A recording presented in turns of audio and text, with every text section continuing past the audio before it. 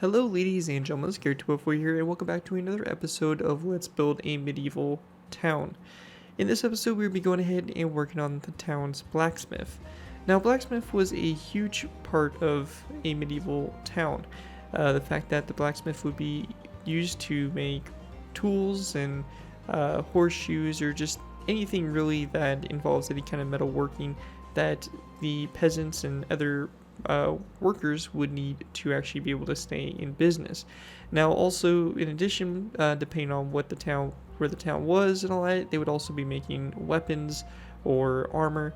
It all kind of depends on what town you're on. Now, most towns obviously are not going to have armor blacksmiths and stuff like that, but since this is kind of a fantasy medieval style, we're having a blacksmith here that's making weapons and armor and all that stuff, which could be sold to the local lord who has his troops and all that stuff to protect the town.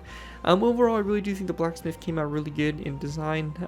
Happy with the overall structure for it. There's really good detail involved in the actual little workplace for the blacksmith, so I'm really excited with the way that came out. Anyways, I'm going to leave you guys to enjoy the rest of the time-lapse, and we'll take a nice in-depth tour once the time-lapse is over. See you guys shortly.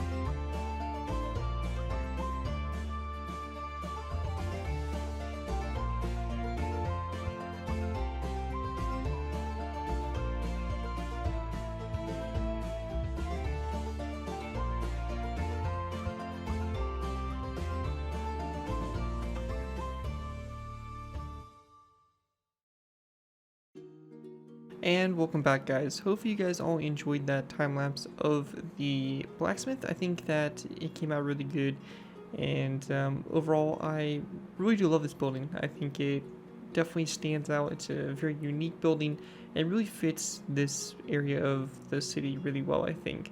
Yeah, let's go ahead and dive into actually take a look at the build and see exactly what we got going on here. Obviously has a little showcase of it.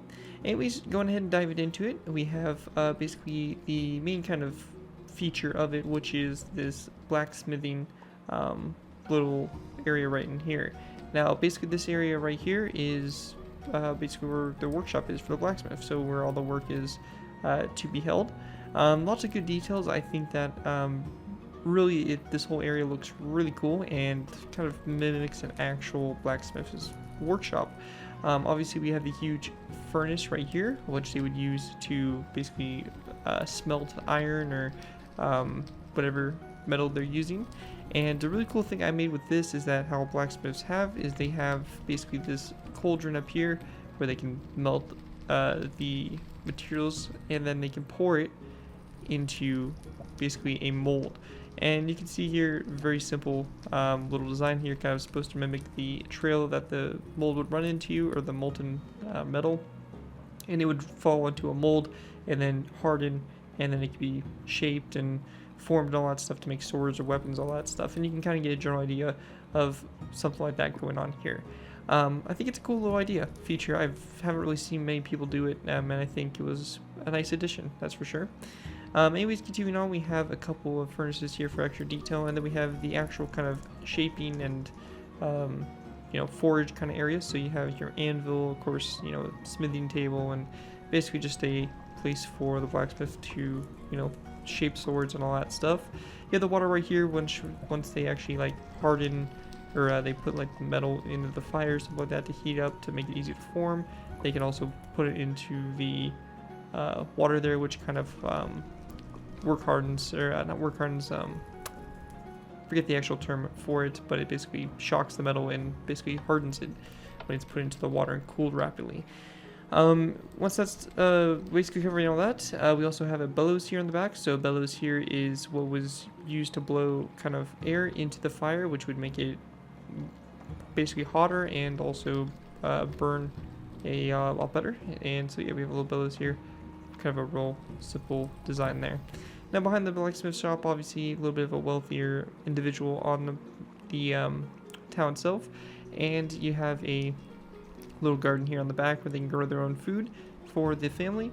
And then to the side here we have a little kind of storage facility, or a little storage shack on the side there where he stores all of his iron and coal and all that stuff, which he uses to basically do smithing, do his blacksmith work and all that kind of stuff. And you can see just a real simple little kind of detachment from the house itself. So nothing real crazy there, just real nice and simple. And in the house itself, we don't have any interior for it yet, but it is, a nice little house there, and that's where his family would live. Also, along with it, kind of updating you guys a little bit on the progress around. We do have some boats here added onto the dock. This one's kind of a meme boat here, which will be moved a little bit later on. But yeah, just some nice small fishing boat. This was designed by Enders here. So he did a really nice job on this small little fishing boat and has some really good little details on it, I like. And then going ahead and continuing on, we have the wall here. Still needs some work, obviously randomizing and fixing stuff up on it here and there, but so far so good on the wall. And we also decided to go ahead and add a river into the city as well. So this river here basically flows from up in the mountains all the way down through our city and all that. I think adding water features to any real city, just no matter what, just adds a huge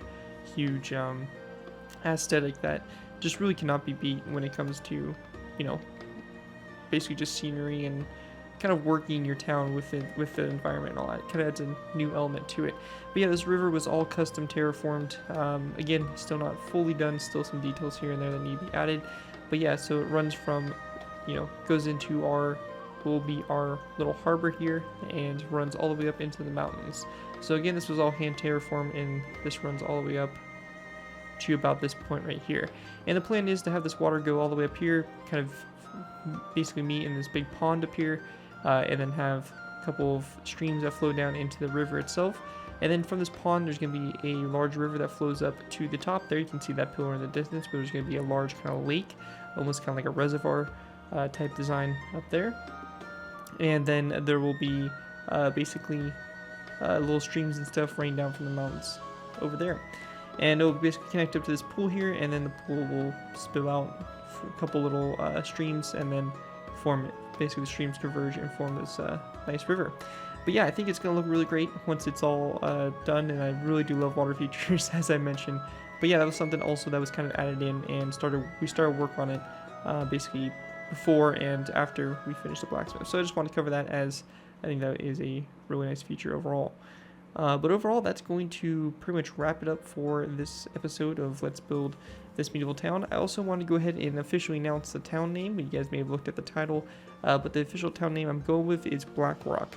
And the reason for this is around the terrain, there is some cyan terracotta that's mixed into the cliff sides and stuff like that, which kind of creates a black type effect to it.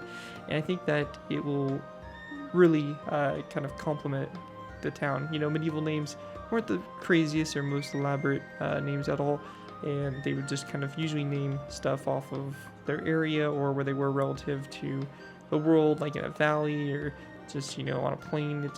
It was very simple naming. And I think especially once we maybe get around to this area over here, have a nice big kind of fortress up on this hillside with these giant cliff sides with the cyan terracotta making these black rock type designs. I think it's going to really complement the name, and you're really going to understand the meaning of Black Rock. So I think that's a really cool name. Again, it's nothing elaborate, but I think it's going to go really well with the city or the town and the surrounding area. Anyways, that's going to pretty much wrap it up for this video. Thank you guys all so much for watching. In the next episode, we will be working on the basically the butcher and the slaughterhouse and all that stuff. So it's pretty nice, and the area really is probably the most beautiful area so far in the map, with the terrain and the, you know, basically the pastures and stuff like that. So it's really going to be cool. So definitely look forward to seeing that next episode. Anyways, thank you guys all so much for the support of the series so far. It's been Jerick 2x4, and I'll see you guys next time.